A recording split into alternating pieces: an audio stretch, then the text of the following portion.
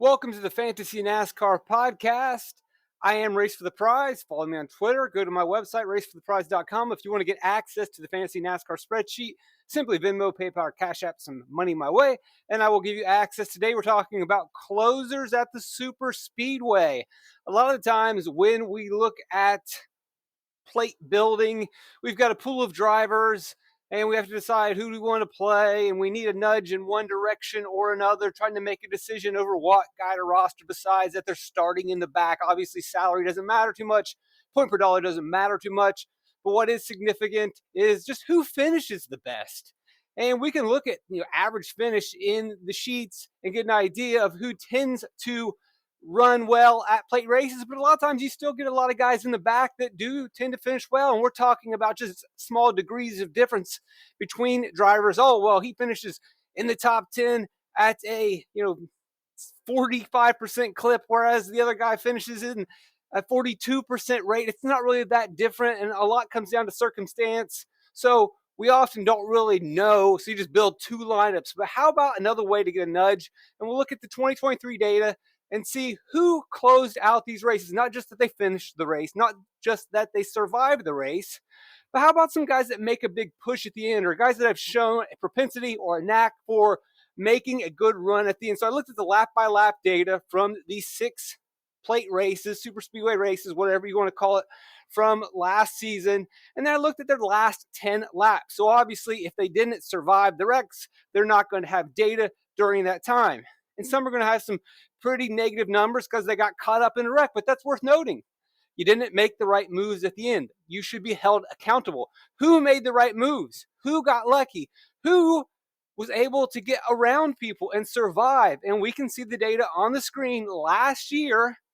We can look and see who did well and who was poor at this. Christopher Bell, on average, on the last 10 laps of a super speedway race, averaged 10 spots gained. So if Christopher Bell is a guy that you have to decide between at the end of a race, or when you're building a plate roster, yeah, that's definitely going to be a guy that maybe you want to factor that in. At Daytona, he grabbed 7 spots at the end. He didn't lay up. He got aggressive. He went for it.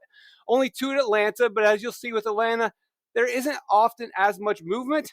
Talladega, 19 spots over the last 10 laps.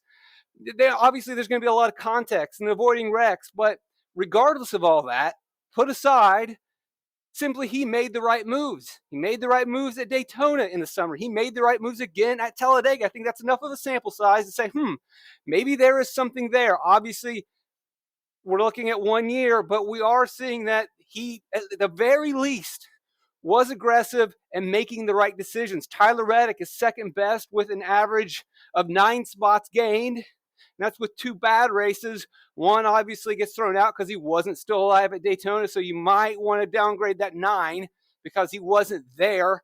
But when it came down to the last 10 laps, he knew when to go, and he made some moves. Corey LaJoie. Is this really a surprise to see LaJoie up here? We know that he is a pretty good plate racer, and the data's backing that up. 12 spots gained over the last 10 green flag laps in the Daytona 500. And then in the fall at Talladega, 7 spots gained. Those 7 spots are a lot of points. That's 7 position points. That's 7 place differential points. That's 14 points right there. That's pretty close to getting you into that top 6. It's definitely going to get you close to a top 10 DFS score.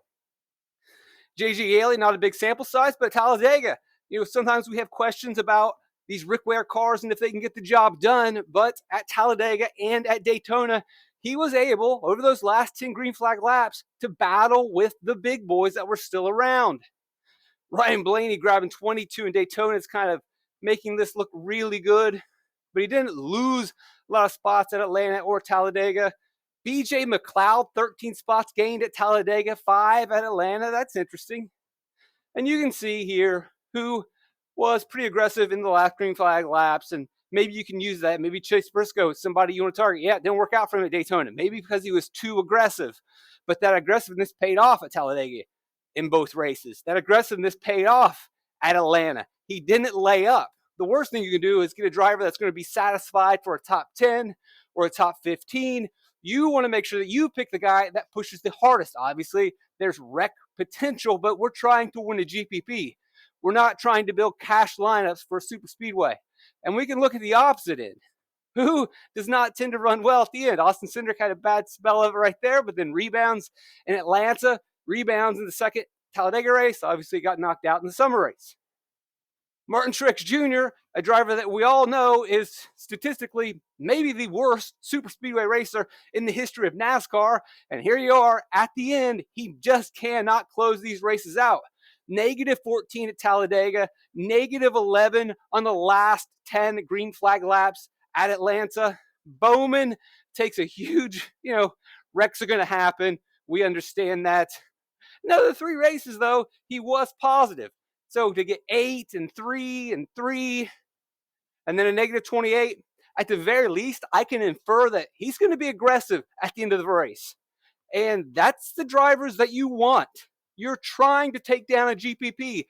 You want the guy that's going to make some moves. You want the Ricky Stenhouse. You want the aggressive driver. It can blow up in your face, but that's just the way that it is. The guys that are going to finish up in the front, which we know when we look statistically at our top 6s, at our optimal lineups, the average finish of a driver in an optimal lineup, we're talking for average finish of 7, average finish of 5, 6, 8. On average at Daytona, yeah, we know about stacking in the back, but we also know we need you to finish not just in the top 10, you got to creep up to the top 5. And you're not going to get into the top 5 if you're not aggressive. And you can look at the data and say, all right, well, it doesn't always work out for Bowman, but at the very least, he's going for it. We don't want a top 10. We need winners. And Bowman's one of those guys. Preece is interesting because Preece is one of the guys that throughout the years has been considered one of the more consistent, better plate racers. But my observation here is that, yes, Preece used to be pretty solid. I think he still is a good driver at the super speedways, but before he was in JTG Daugherty Equipment, and their game plan, him and AJ Allmendinger, was always, let's run in the middle, let's wait for our time to come, and then let's move forward and take what we can get. Top 10's great. Top 5 maybe. But they never really pushed it. Now that he's with Stewart-Haas Racing, he may have changed his approach. He may feel the pressure to do more and become more aggressive, which wasn't his naturally suited skill or approach at the plate races before. Now we're taking numbers and making some assumptions, but I would assume that he's being a lot more aggressive now. And in doing so, those last 10 laps, he's going for it, and it just hasn't worked out for him. There's 2 ways you can look at this. Oh, he's not a good plate racer anymore. I don't think that's the case. This is actually probably a good thing. He's pushing it at the end of the races now. He's going for wins. It's not always going to work out, but it did in the second Talladega race. If I'm rostering people, if I'm building lineups, Preece is more of a driver I want now than before. Yes, he could survive. Yeah, he could get a top 10, but was he ultimately landing in optimal lineups? You can check the data to look at that, but we're going for top 5s. So we want drivers that are going for top 5s.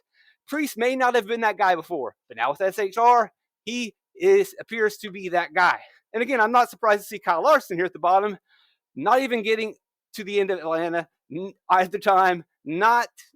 Well, the 2 kind of sticks out, but the big negative numbers from Larson, he's an aggressive driver. He's never won at a super speedway in the Cup Series. He wants to get a win. This is a driver that is going for top 5s. Doesn't really work out for him very often, but he fits that mold, that criteria, that archetype of, are you going for it or not? Because the data says we need people that are going for it. Kyle Larson's not going to settle for a 10th. He's not going to be satisfied finishing 8th at a super speedway. That doesn't mean anything to him.